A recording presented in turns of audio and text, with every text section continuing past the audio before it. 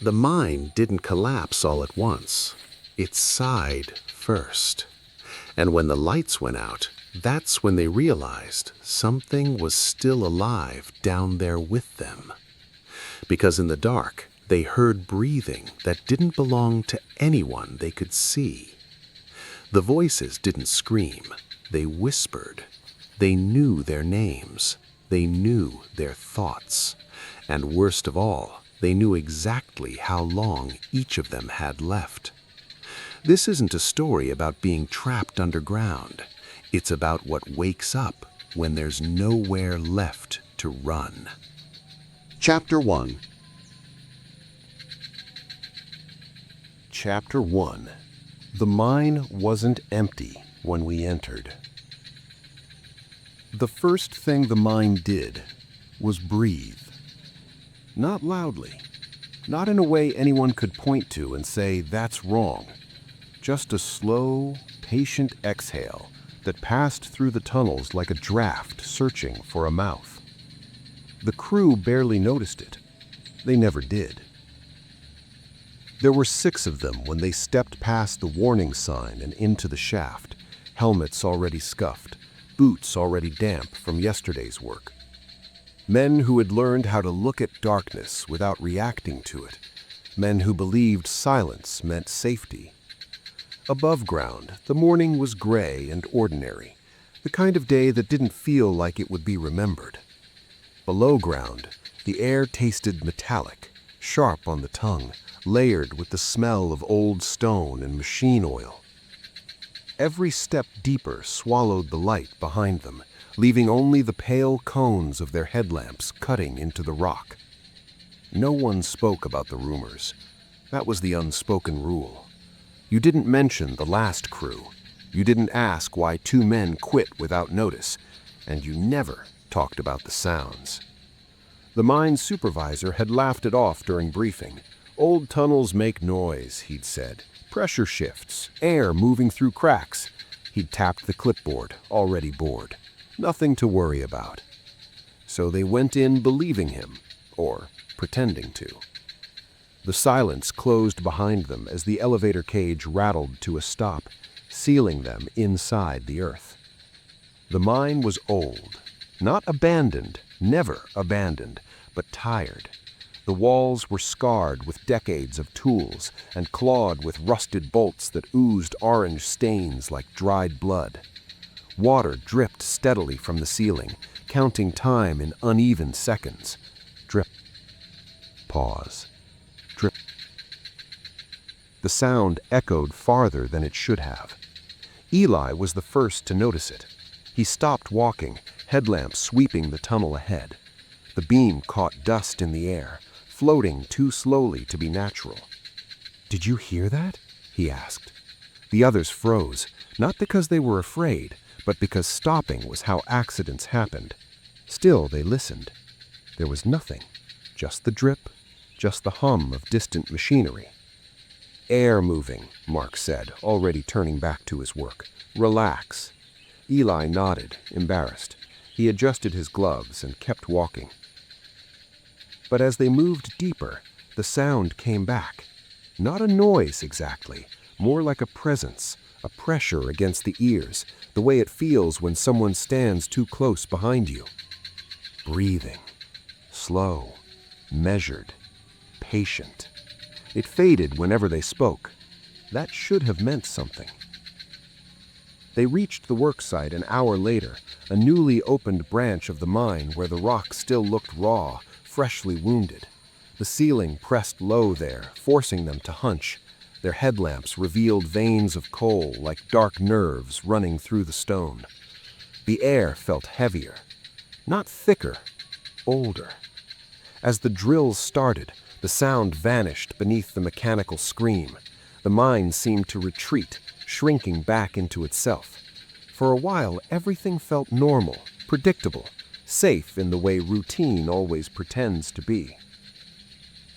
Hours passed, though underground, time never behaved the way it did above. When the drills stopped for maintenance, the silence rushed back in too quickly. It didn't settle, it leaned. Someone laughed nervously, Another cleared his throat. And then they heard it again, breathing, right behind them. One man spun around so fast his lamp scraped the wall, throwing shadows that twisted and stretched like reaching hands. The tunnel behind them was empty, straight, narrow, ending in darkness just beyond the lights. No movement, no body, no source. "It's just air," someone said, louder than necessary. No one argued, but no one relaxed either. The breathing didn't sound mechanical. It didn't echo properly. It rose and fell with a subtle unevenness, like lungs compensating for pain.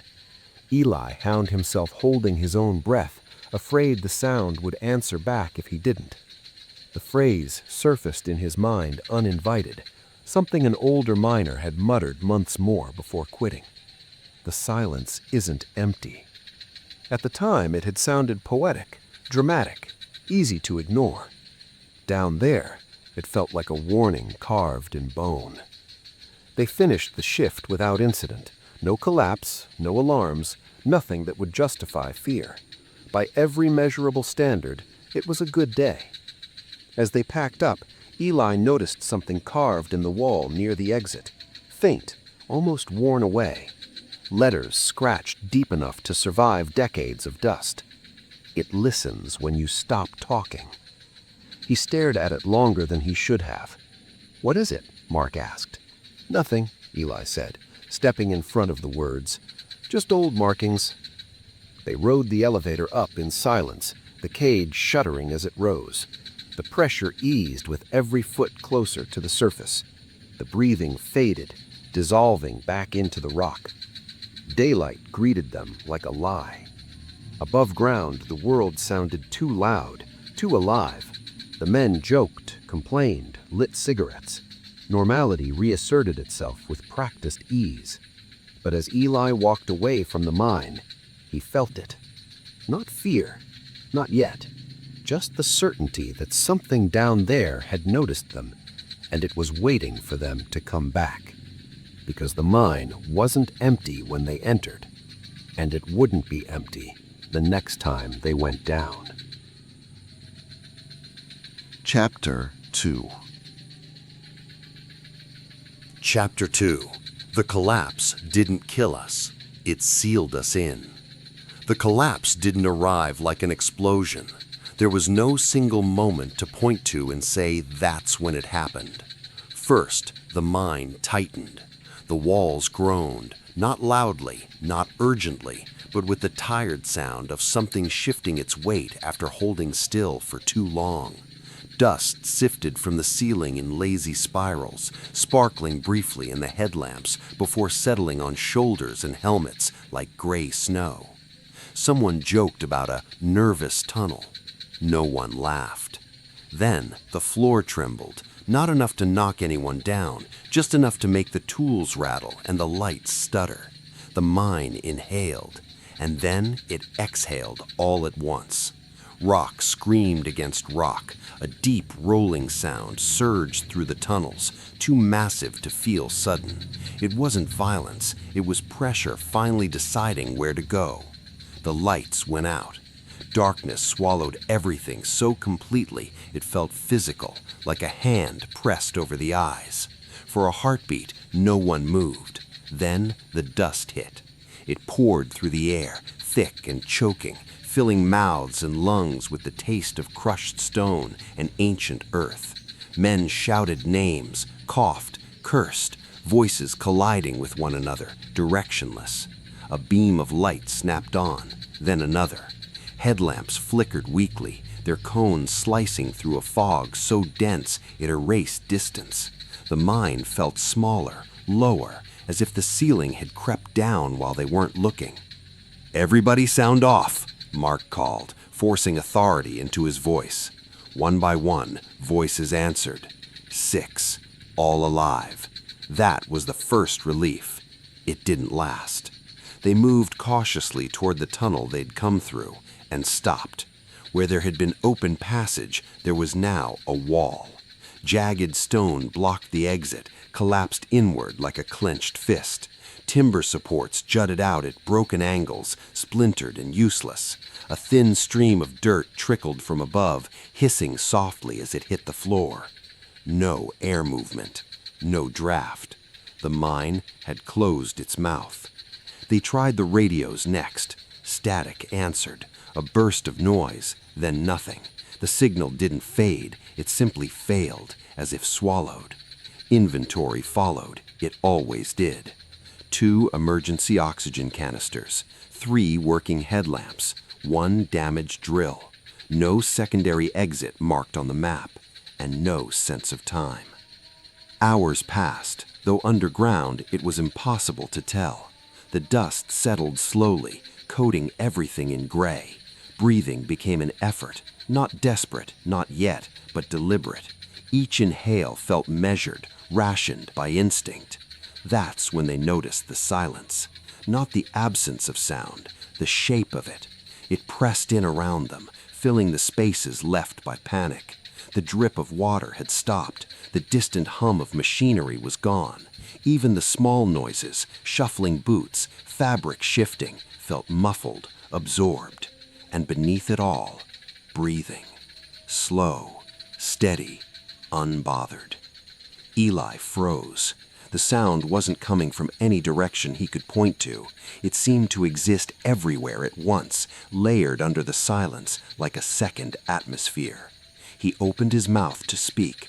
The breathing stopped. Every head turned. "What?" Mark asked. Eli shook his head. "Nothing. Thought I heard." The breathing resumed. Closer.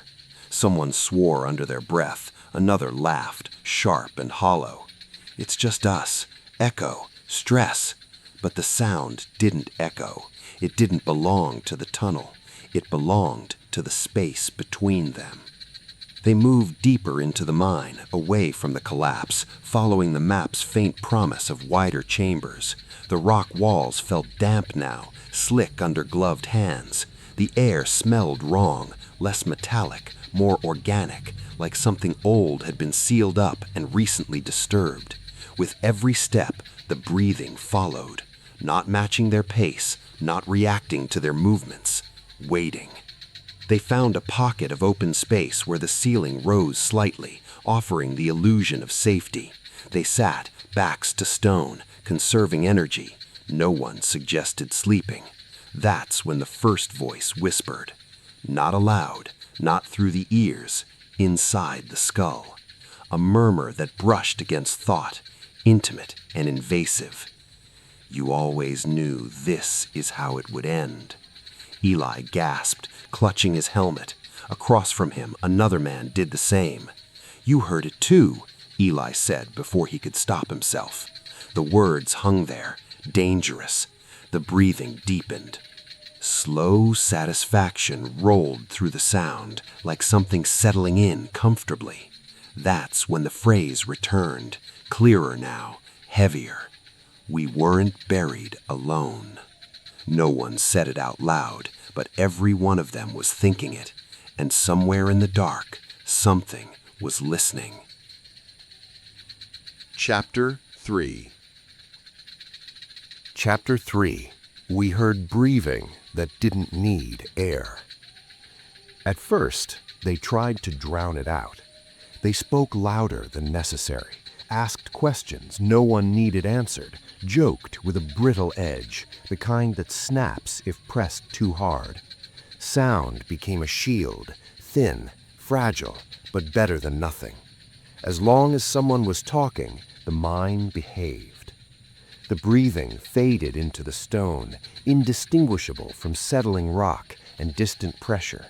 For brief moments, it was almost possible to believe the voices had been fear, playing tricks on exhausted minds.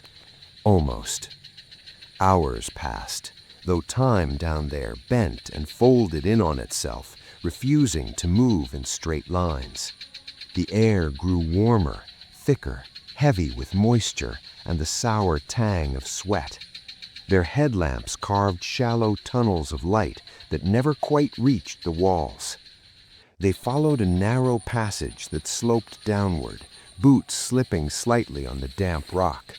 The ceiling pressed close enough that every movement scraped fabric against stone. Each scrape echoed longer than it should have, stretching until it became something else entirely. That was when the talking stopped. Not all at once. One voice trailed off mid-sentence, another never started. Silence pooled around them. The breathing returned. It was unmistakable now. Not a hiss, not wind, not echo. A steady, rhythmic inhale and exhale, measured and deliberate, as if whatever made it had no urgency at all. It filled the tunnel without direction, existing everywhere and nowhere, vibrating faintly through the soles of their boots.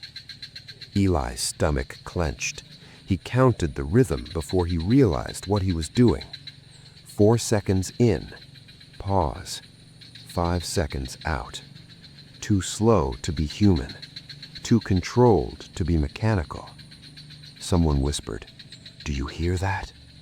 The breathing deepened in response. Closer. Mark raised his hand, signaling them to stop. His headlamp swept the tunnel behind them, then ahead. The passage was empty, straight, unbroken. No side shafts, no shadows deep enough to hide a body. The sound continued anyway. "It's air pressure," Mark said, but his voice lacked conviction. No one answered. The breathing shifted. It changed its rhythm, subtly, almost politely, adjusting to match the shallow panic creeping into their chests. That was when Eli realized the sound wasn't coming from the tunnel.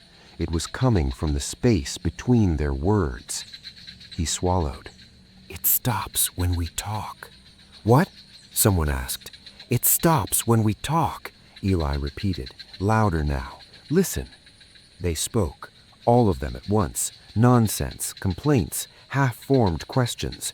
The breathing vanished, pulled back like a tide. Silence fell again. The breathing returned immediately, slower, satisfied. A tremor ran through the group. One man laughed sharply, the sound cracking as it left his throat. "This is stupid," he said. "We're freaking ourselves out."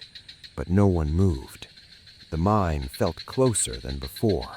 The walls seemed to lean inward, their surfaces damp and uneven, like something living beneath a thin crust of stone.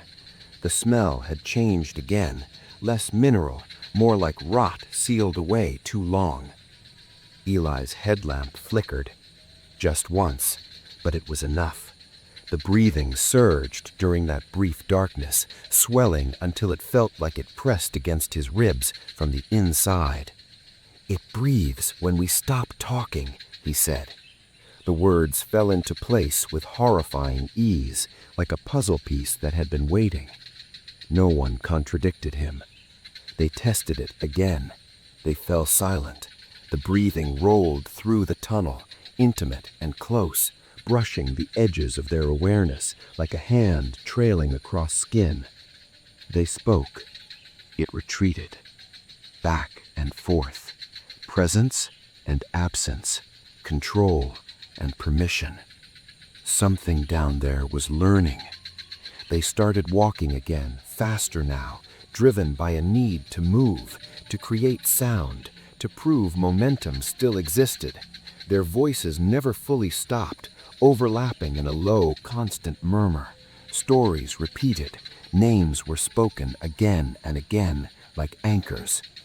The tunnel opened into a wider chamber, its ceiling lost in darkness beyond the reach of their lamps. Old equipment lay abandoned along the walls, rusted carts, broken tools, remnants of previous shifts that hadn't bothered to clean up, or hadn't had the chance.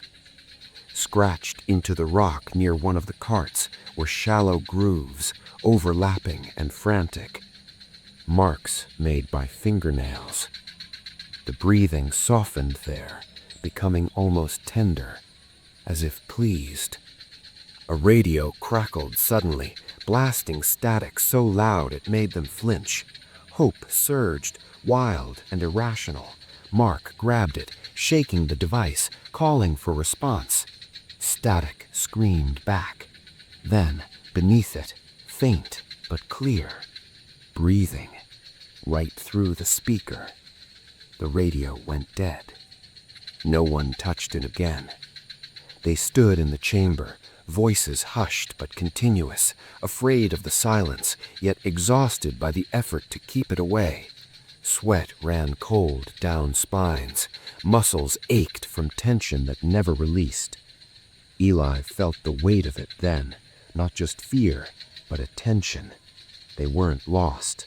They were being observed, studied, and whatever was breathing in the dark no longer needed air. As they moved toward the far end of the chamber, the tunnel narrowed again, swallowing the light. Behind them, just at the edge of hearing, the breathing followed, patient, persistent, waiting for them to stop talking long enough to listen back. Chapter 4. Chapter 4. The voices knew what we never said aloud. The voices didn't come all at once. They arrived the way a thought does, quietly, naturally, slipping into the mind so smoothly it took a moment to realize it hadn't originated there. They were resting when it happened, not sleeping. No one slept anymore. They sat in a loose circle in a narrow chamber where the ceiling dipped low and the walls curved inward, forcing proximity. Helmets rested beside them, lamps dimmed to conserve power. Their murmured conversation had slowed, thinning into long pauses filled with breath and tension. The mind felt still, too still. Eli was staring at a dark patch on the wall, coal veins twisted into a shape that almost resembled a rib cage when he heard his name. Eli. Soft, familiar. His head lifted instantly. "What?" he said. No one was looking at him. Mark was checking the oxygen canisters. Another man had his eyes closed, lips moving silently as if counting. No one had spoken. The breathing deepened. Then the voice came again, closer now, intimate, pressed directly against the inside of his skull. "You should have told her the truth." Eli's chest tightened. The words weren't loud. They weren't threatening. They were gentle, regretful, spoken in his own cadence, carrying the same inflection he used when thinking alone in the dark. He swallowed hard. "Stop," he whispered. Across the circle, someone flinched. "You heard it too," the man said. It wasn't a question. Another voice broke in, sharp, panicked. "It said my brother's name!" Silence rippled outward, broken only by breathing that didn't belong to any of them. The mine had found its way inside. The voices spread carefully, deliberately, like a hand testing thin ice. One man stood abruptly, pacing the edge of the chamber. His lamp swung wildly, throwing shadows that clawed across the walls. "I told it about the money, about what I took," he said. No one asked for details. They didn't need to. Each confession landed like a crack in glass, weakening the whole structure. Eli pressed his palms against his ears. The voice returned anyway. "You knew the supports were weak. You didn't say anything. You wanted the shift to end." His pulse thudded in his throat. The accusations weren't lies. That was the worst part. They weren't exaggerations or distortions. They were precise, surgical. Truths he had never said aloud. Across the chamber, Mark muttered, "It's stress, hypoxia, we're imagining this." But his voice shook, because the mind wasn't inventing fears, it was excavating them. One by one, the men withdrew into themselves, eyes darting, bodies angling away from each other as if guilt were contagious. No one could hear what the others were hearing, and that isolation cut deeper than the darkness. That was how it wanted it. The breathing softened, almost content.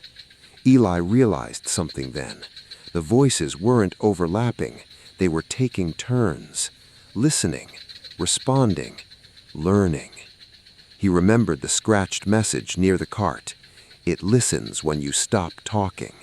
But this was worse. It spoke when you thought you were alone. It speaks in your own voice first, Eli said suddenly. They all looked at him. Think about it, he continued, forcing the words out before fear could stop him. It doesn't sound like someone else. It sounds like you, like your thoughts. As if offended by the observation, the breathing sharpened. A new voice cut through the chamber, loud, furious. Get out of my head! The man lunged forward, slamming his fist into the rock wall. Pain bloomed across his knuckles, but he didn't seem to notice. He struck again and again, as if trying to break something free. The voice followed him, calm and relentless. You said it was an accident. You practiced the lie. You believed it. Mark grabbed him, pulling him back. Stop! You're wasting energy! The man sagged, sobbing, helmet slipping sideways. The mine breathed in. For a moment, a brief, cruel moment, the voices stopped. Relief washed through the group, fragile and desperate. Some of them laughed softly, the sound edged with hysteria. Then the whispers returned. Not louder, clearer, more confident. They didn't accuse now, they reminisced. They replayed memories with exquisite detail. The smell of hospitals, the sound of arguments through thin walls, the weight of choices made too easily. Each voice tailored itself perfectly to its listener, like a key sliding into a long unused lock. No one spoke anymore. Talking didn't help. The breathing continued regardless. Hours passed, though outside, the world above the mine might as well have ceased to exist.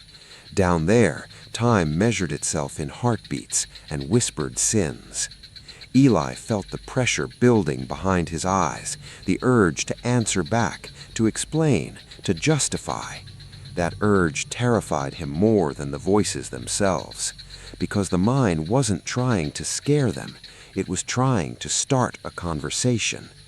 As they prepared to move again, forced by the need to do something, Eli glanced back at the chamber they were leaving behind. For a split second, he thought he saw impressions in the dust. Not footprints, kneeling marks, as if something had been listening very closely. And as they stepped into the next tunnel, the voice returned one last time, warm and familiar. You'll talk eventually. The breathing followed, and somewhere deep within the mine, something smiled. Chapter 5. Chapter 5. The dark started choosing who it talks to. The mine grew selective. That was the first thing Eli noticed. The voices no longer brushed against everyone equally. They lingered with purpose now, settling into some minds while passing over others as if they weren't worth the effort. At first, it felt like mercy. One of the men, Jonah, the youngest, sat quietly against the wall, staring at nothing. He hadn't spoken in hours, hadn't reacted when the whispers had started. His breathing stayed steady, shallow but controlled. No voices? Eli asked him softly. Jonah shook his head. Nothing, just quiet. Relief flickered through the group. Then fear followed close behind it. Because the mine hadn't gone silent, it had redirected its attention. Mark wasn't so lucky. He paced constantly, boots scraping the stone in tight circles. His jaw worked as if chewing words he refused to let out. Sweat soaked the collar of his jacket despite the cold. "It keeps saying my name," Mark muttered, over and over, like it's testing how it sounds. The breathing swelled when he spoke. Eli watched the pattern take shape, slow and deliberate. Those who tried to stay calm ignored. Those who withdrew left alone. Those who resisted, who argued, who reacted, chosen. The voices sharpened around them, honing in on fractures that already existed, old failures, quiet shame, thoughts buried so deeply they'd almost been forgotten. The mind wasn't interested in lies. It wanted what hurt. They moved again, forced onward by dwindling oxygen and a creeping certainty that staying still only gave the darkness more time to listen.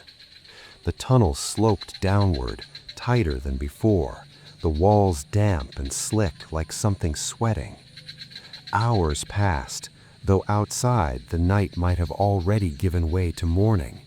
Down there, time stretched thin, elastic, snapping back without warning. The breathing followed them, unhurried. Mark stumbled suddenly, grabbing the wall for balance. He laughed it off, too loud. "See," he said, still standing. The voice answered him immediately. "You promised you'd keep them safe." Mark froze. Eli saw the moment something inside him broke, not loudly, not dramatically, but with the quiet resignation of a support beam finally giving way. "It wasn't my fault," Mark whispered. The breathing deepened. Closer. Jonah watched from the back, untouched. Eli caught his eye and saw confusion there, guilt even for being spared. That's when Eli understood. Attention was the threat. The mind didn't need everyone. It needed openings. They reached another chamber, smaller than the last, its ceiling fractured with long, branching cracks. Old warning signs hung crooked on the walls, their paint blistered and peeling. One sign, still legible, read, "Do not linger." They sat anyway. They had no choice. The whispers intensified around Mark and another man, Raphael, whose hands shook uncontrollably now. Raphael stared at his palms as if expecting to see blood there. "It keeps showing me things," he said, "things I didn't remember until now." No one asked what. The breathing pulsed, synchronized with Raphael's racing heart. Eli leaned closer to Jonah, lowering his voice. "It hasn't talked to you at all?" Jonah hesitated. "Once," he admitted, "but it stopped." "What did it say?" Jonah swallowed. "It asked if I was listening." The chamber seemed to contract around them. That was the clue. The mind wasn't drawn to fear alone. It was drawn to response, to engagement, to the moment someone acknowledged it. Eli straightened, heart pounding. He said, "Listen to me," addressing the group. "If it knows your name, you're already marked." The words cut through the whispers like a blade. The breathing stuttered. Mark looked up sharply. "What does that mean?" "It means it's choosing," Eli said, "and the more you answer it, out loud or in your head, the more it focuses on you." As if to prove the point, the voices swelled around Mark and Raphael, layering over one another, repeating names, dredging memories faster now, more aggressively. Jonah remained untouched. So did Eli. For now. They formed a fragile plan: move quickly, minimize speech, no internal arguments, no answering back. It felt ridiculous, superstitious. But down there, superstition was the only thing that resembled control. They stood to leave. As they filed into the next tunnel, Eli felt it brush against him for the first time. Not a voice, a question, soft, curious. "Do you think you're different?" His breath caught. He said nothing. The presence lingered, tasting the silence. Then it moved on. Behind them, Mark cried out suddenly, clutching his head as the breathing surged, loud and triumphant. Eli didn't turn around. He already knew the truth. The dark wasn't hunting blindly anymore. It was choosing, who to keep, and it had just learned how patient fear could be. Chapter 6. Chapter 6. We discovered what happened to the last crew. They found the equipment first. It lay scattered in a widening corridor where the mine opened briefly before narrowing again, as if the rock itself had allowed a breath and then changed its mind. Rusted carts sat derailed at odd angles. A generator slumped against the wall, its casing split open like a broken rib. Coils of cable trailed across the floor, half buried in dust that hadn't been disturbed in a long time. Too long. The air smelled different here. Not just damp stone and oil, but something stale, layered with the faint sweetness of decay sealed away from light. Eli knelt beside a helmet, turning it slowly in his hands. The lamp was shattered. Inside, the padding was darkened, stiff, dried blood. No one spoke. Talking felt dangerous again, not because it made the breathing stop, but because it didn't anymore. Hours passed, though outside, seasons could have changed and it wouldn't have mattered. Down there, discovery replaced fear with something worse, understanding. They moved deeper into the corridor, lights catching on the walls. That was when they saw the carvings.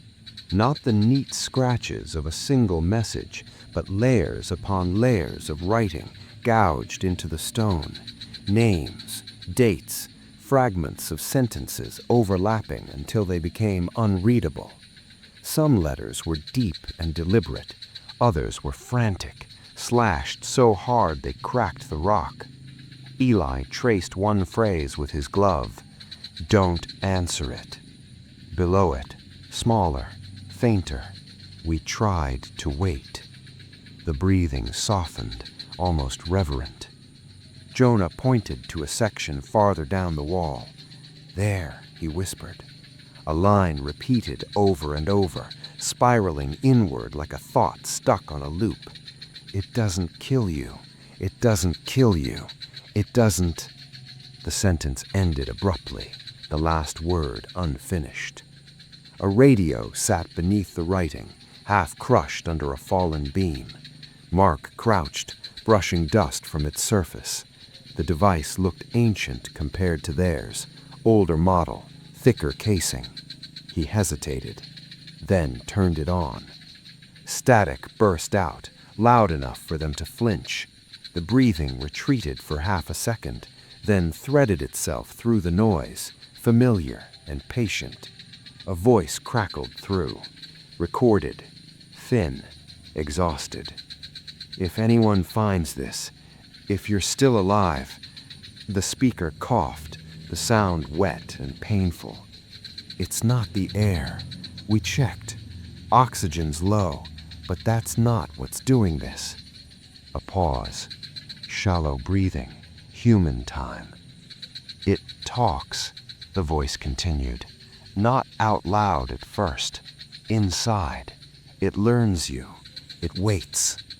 The recording skipped, warping slightly, then resumed. "We thought we could ignore it. We thought silence was enough." A weak laugh. "Silence just gives it room." The breathing in the chamber deepened, syncing with the recorded breath. Eli felt cold spread through his chest. "They didn't suffocate," Jonah said softly. The recording crackled again. "It doesn't kill you," the voice said, slower now, deliberate. "It waits until you give up." The radio went dead. No one moved. The mind seemed to lean closer, pleased with itself. They followed the trail of equipment farther in, finding signs of an attempted camp, empty oxygen canisters, torn gloves, a chalk mark tallying days on the wall. The stars stopped at 9. Near the end of the corridor, they found the last thing the previous crew had left behind, a narrow side tunnel partially collapsed, sealed with hastily stacked debris. Someone had tried to block it off from the inside. On the wall beside it, written with shaking hands, "It learns faster when you're tired." The breathing swelled there, louder than it had ever been. Eli understood then. The previous crew hadn't been hunted. They hadn't been attacked. They had waited. They had listened. One by one, they had given pieces of themselves away.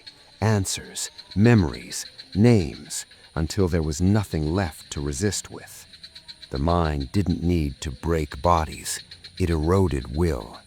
Mark sank down on a crate, face pale. "So what happens to them?" he asked. No one answered, because the answer was etched on the walls, layered in dust and blood and time.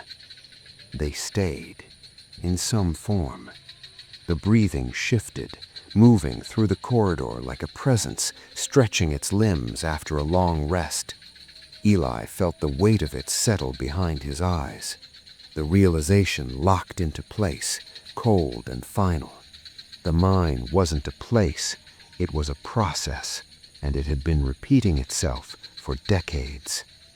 As they turned to leave, the lights flickered together once, twice, casting their shadows long and distorted across the carved warnings.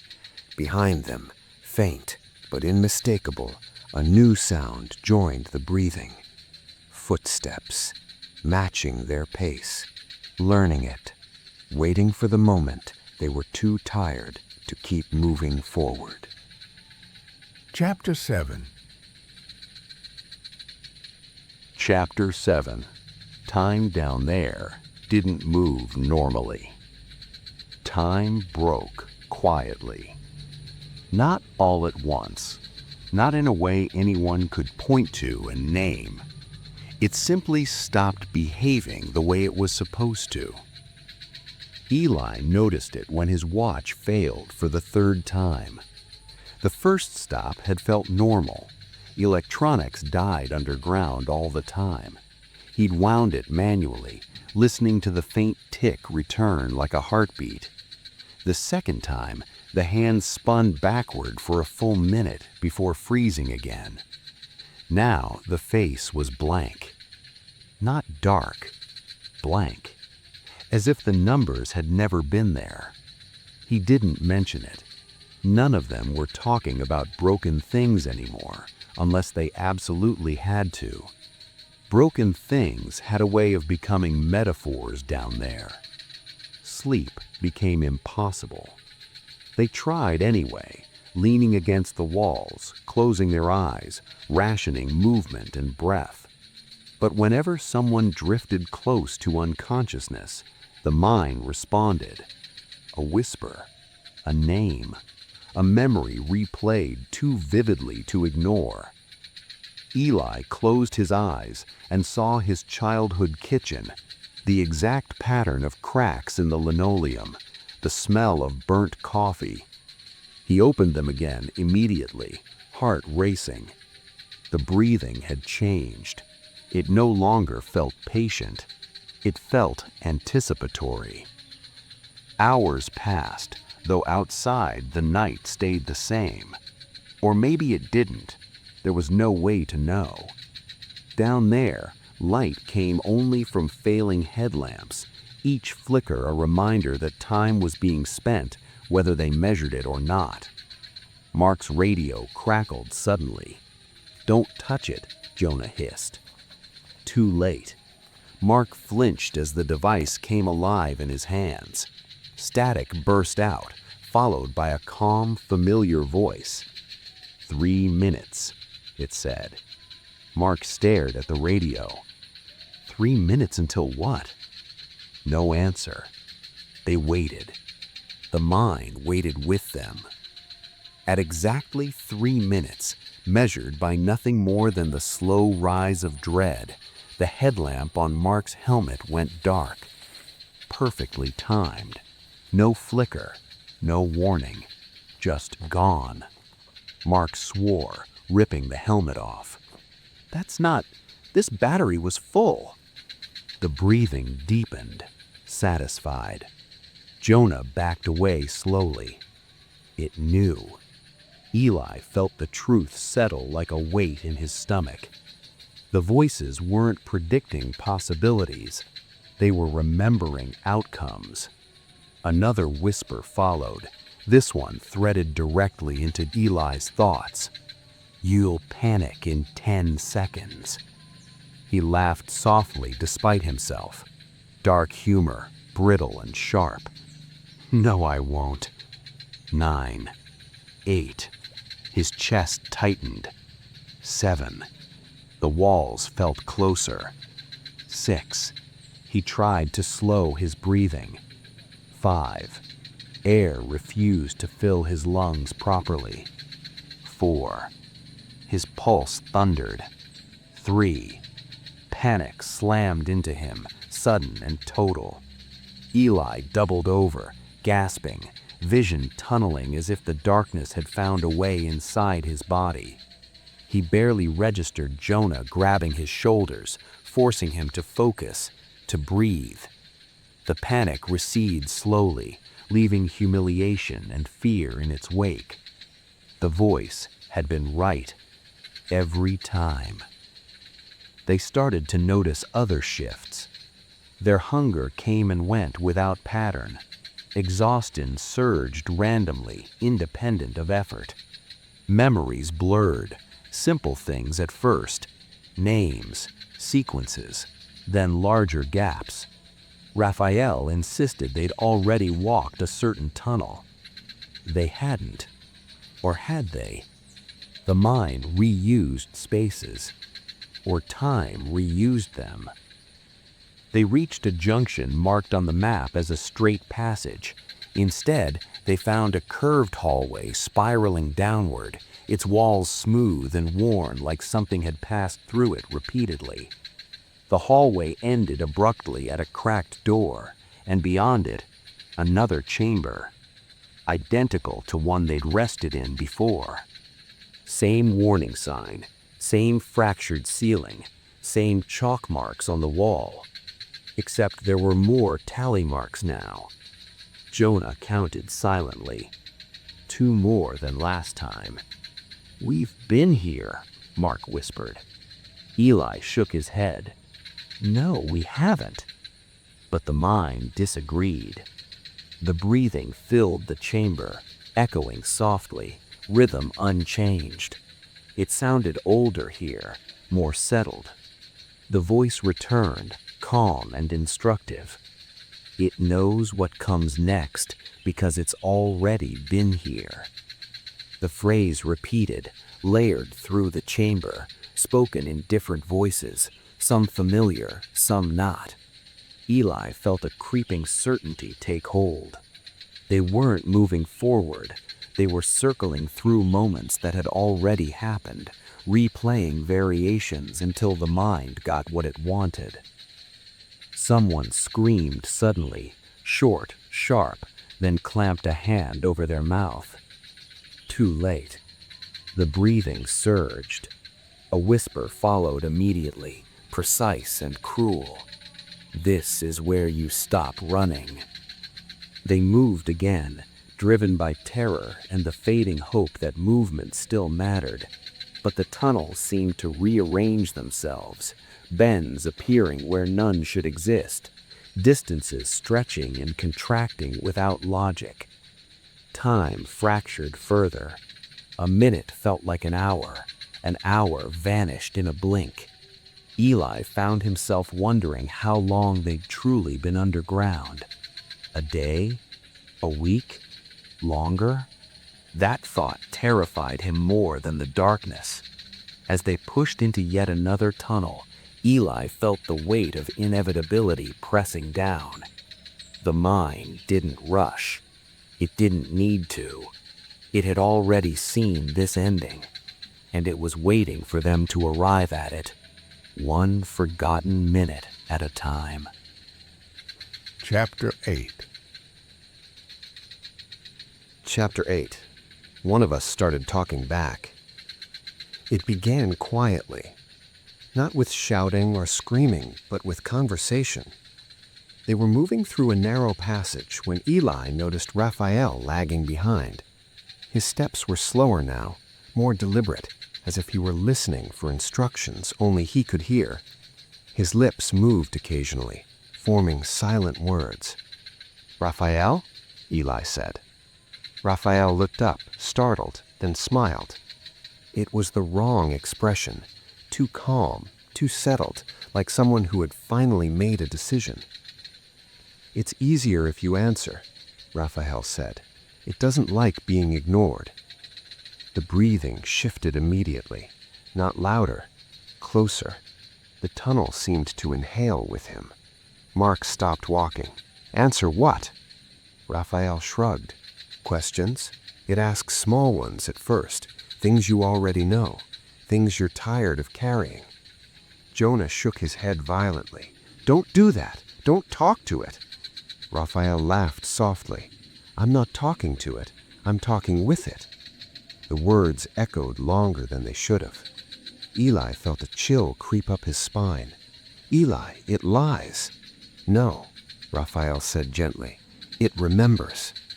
The breathing deepened again, syncing with Raphael's slow, even speech. Inhale when he paused, exhale when he finished a sentence. The pattern was unmistakable. The mind was listening more closely now. They stopped in another chamber, this one lower, tighter, forcing them into a close knot. Moisture beaded on the walls, dripping slowly down like sweat. The smell was thick and organic, like earth that had been sealed too long. Raphael sat down, calm as if waiting for a bus. "It says the panic will stop. It says the fear is optional." "That's a lie," Mark snapped. "Everything it says is a lie." Raphael tilted his head, listening. "It says you don't really believe that." The breathing surged. Mark staggered backward as if struck. Eli watched the exchange with growing horror. Raphael wasn't being tortured. He was being rewarded. The whispers around him were softer now, almost affectionate. His shoulders relaxed, his shaking hands stilled. Jonah whispered to Eli, "He looks better." That was the most terrifying part. Raphael looked relieved. "They fought it," Raphael continued, gesturing vaguely at the walls. "The last crew. That's why they suffered. They thought silence was resistance." The breathing swelled approvingly. "It doesn't want all of us, just permission." The phrase landed heavily, final and undeniable. Eli felt the truth of it resonate deep in his chest. The mind didn't need everyone to agree, just one voice saying yes. The chamber trembled slightly. Not a collapse, not yet, but a subtle shift, like something adjusting its posture. The lights flickered in unison, then stabilized. Raphael stood. "We should rest," he said. "It says we're close." "Close to what?" Mark demanded. Raphael smiled again.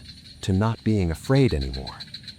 The breathing synchronized perfectly now, every rise and fall matching Raphael's lungs. He had become a metronome for the dark. Eli stepped forward. "Raphael, listen to me. It doesn't help for free." Raphael's falter for a half second. Then the voice answered for him, clear, intimate, unmistakably Raphael's own tone. "Nothing is free, but some things are worth the cost." Jonah backed away, shaking. "Make it stop." Raphael looked genuinely apologetic. "It says you're too loud inside. That's why it doesn't like you." The breathing sharpened at Jonah's name. Eli saw the pattern lock into place. The mind wasn't just choosing anymore. It was negotiating. They tried to move on, but Raphael didn't follow immediately. He lingered, head tilted, listening to something only he could hear. Then he nodded. "Okay, I understand." A deep vibration rolled through the stone beneath their feet, like distant thunder trapped underground. Mark grabbed Raphael's arm. "What did you just agree to?" Raphael met his eyes. "To stop running." The tunnel ahead seemed to stretch, its darkness thickening, bending inward like a throat preparing to swallow. Eli felt dread coil tight in his stomach. because he finally understood what the mind wanted.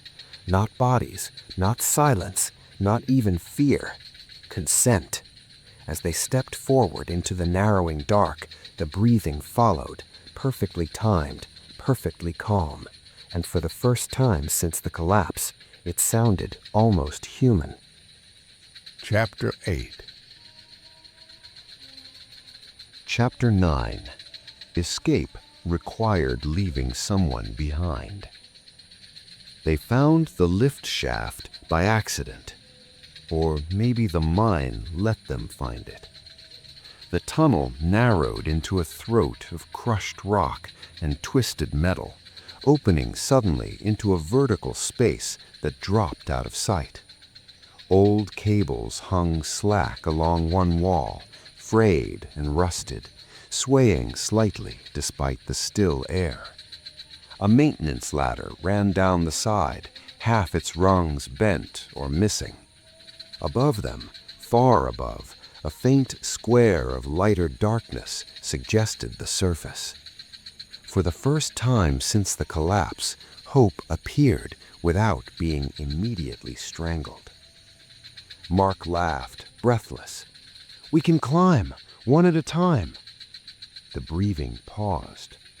Eli felt it, an attentive stillness like a held breath. They tested the ladder. It groaned but held.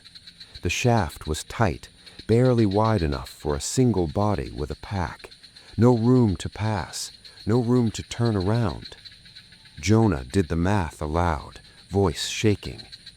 "It'll take hours, and if someone slips..." "We don't slip," Mark said, quickly, too quickly. They began to climb anyway, Mark first, then Jonah. Eli stayed below with Raphael, who stood apart from them now, hands folded loosely at his sides, listening. The breathing returned as the first climber ascended. Slow, content.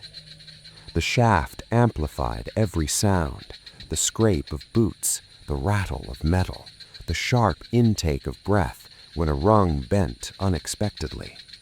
Dust drifted down like ash. Halfway up, Mark froze. "What?" Jonah called down. "There's a blockage," Mark said. "The shaft narrows. I can get through, but what?" Eli asked. Mark hesitated. "But not all of us." The words echoed longer than they should have. They climbed down slowly, the relief of motion replaced by the weight of certainty. The shaft could take 3, maybe 4 if they stripped deer, but not everyone. The mind breathed deeper, almost eagerly. Raphael spoke before anyone else could. "It told me this would happen." No one reacted. They were past outrage. "It says this is where it ends, where it always ends." Mark slammed his fist into the wall. "No, we figure something else out." But the mine had already closed off alternatives. The tunnels behind them felt wrong now, longer, tighter, subtly rearranged. The air down there pressed heavier with every glance backward.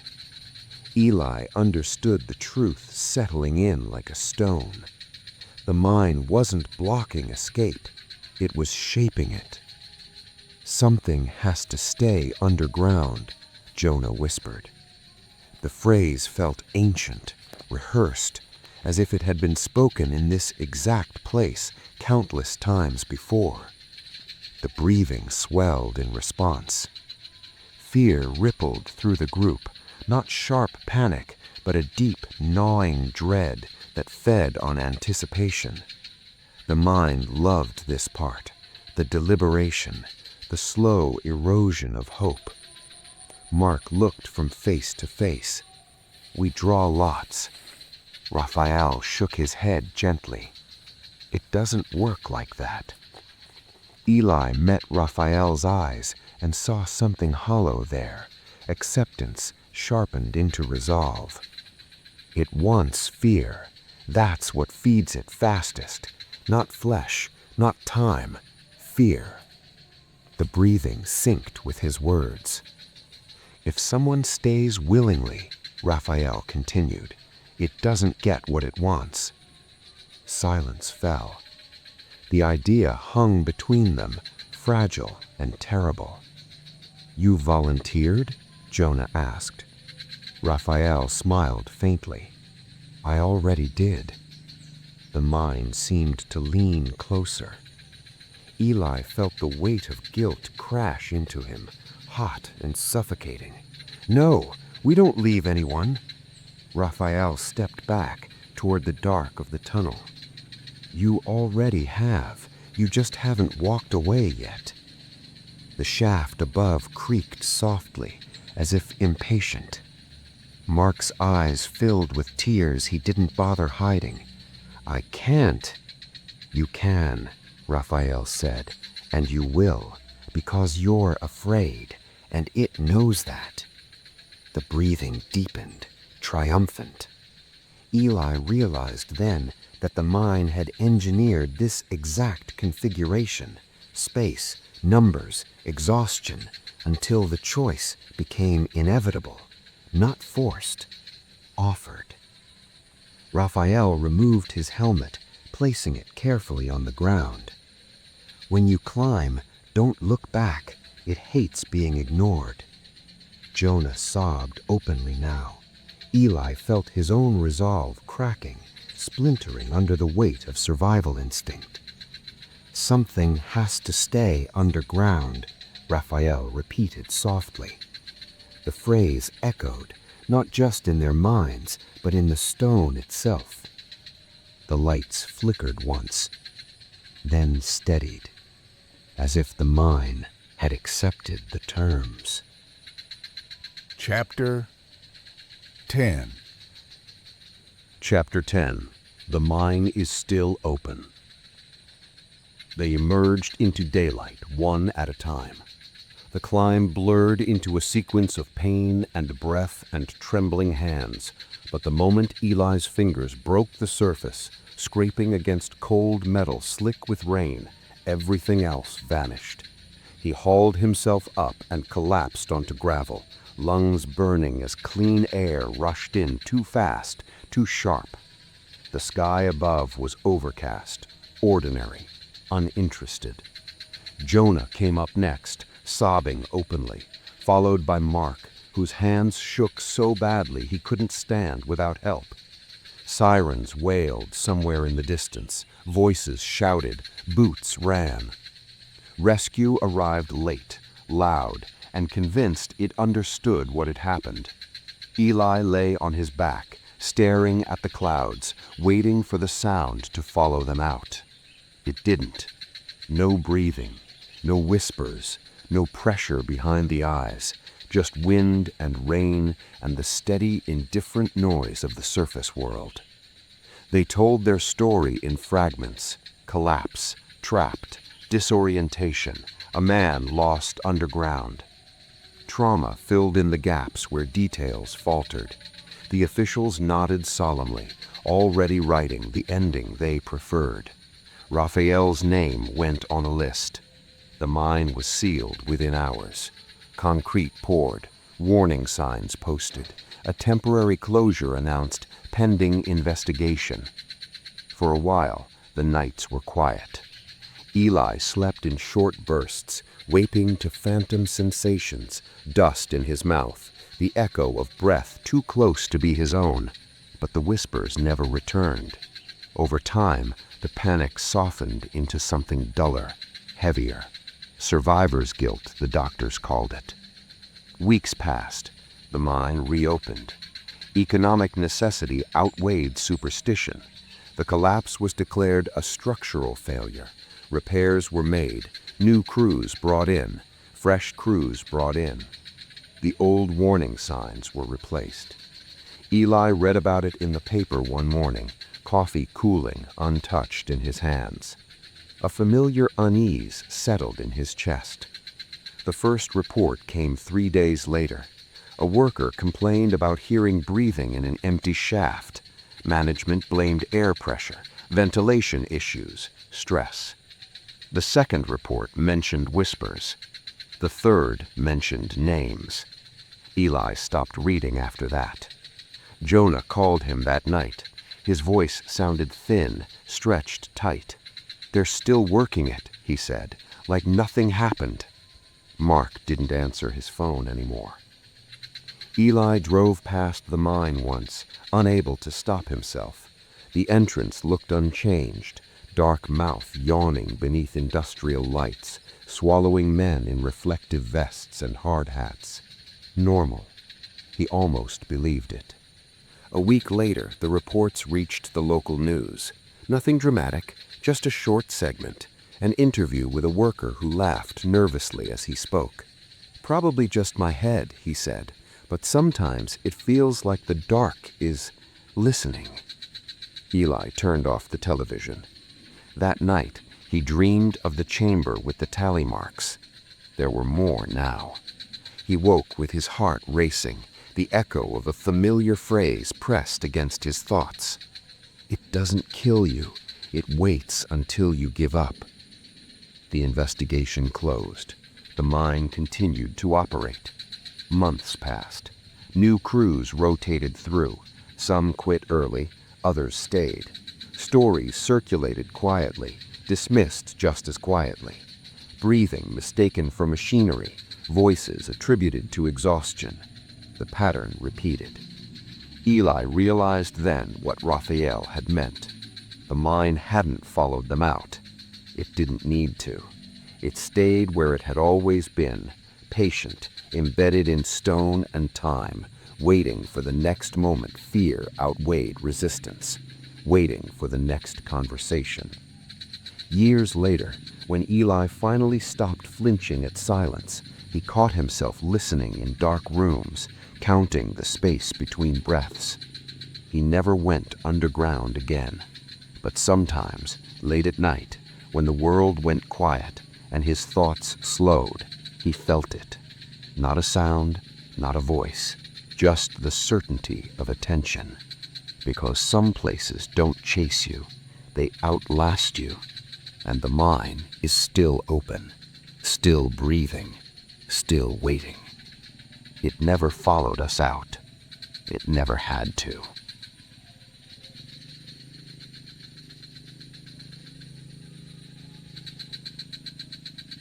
The mine didn't collapse because of age or neglect. It collapsed because something inside it woke up, and it learned how fear sounds when it's trapped.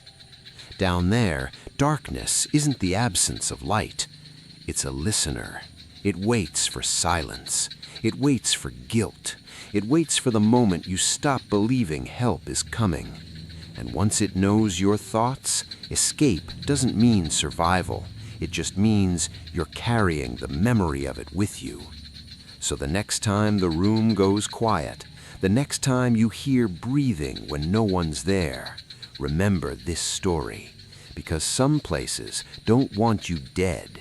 They want you to stay afraid. If this story followed you into the dark, leave a comment saying, "I heard it." Subscribe for more long-form horror. And whatever you do, don't listen too closely when the silence breathes back.